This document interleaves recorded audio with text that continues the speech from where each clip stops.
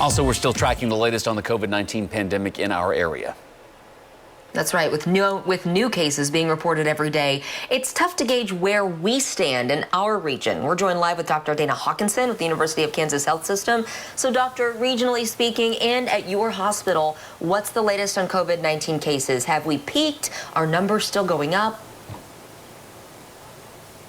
Yeah, I mean, at the health system here, our numbers have been pretty stable, which we're cautiously optimistic about as far as the number of patients in the hospital and the number of patients needing ICU care. Around the region, we, certainly I think Missouri has had fewer and fewer cases diagnosed every day. Kansas has seemed to have more and more cases. Certainly last week, there were 2 days in a row that Kansas had the top one-day totals for new diagnoses. So I think overall, as we get to be able to test more, we are going to find more infections for sure.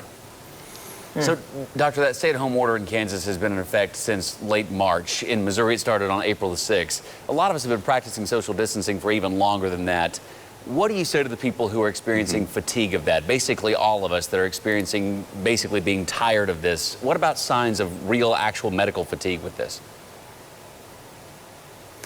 Yeah, absolutely. You know, this is not how we live. This is not how we're used to living. It's very difficult to do. We are social and pack animals, and we want to be with friends and with loved ones, and we want to be doing things. This is very hard. You know, this can be hard physically and mentally, emotionally. We have to know that we are in a different world right now, though. We are in a different time. We are pre-COVID. We were pre-COVID. We are in COVID at this point in time. I don't know what post-COVID will be or when that will be. But right now, while we're in it, we still have to continue to be vigilant. You know, ease the restrictions as much as possible, but continue to do the things that we've been talking about, and that includes the physical distancing. You know, look for our guidance from our public health officials and our leaders to help with what we can do for the opening and getting back together as much as possible and gathering. But remember the personal vigilance and doing the things that we've been talking about.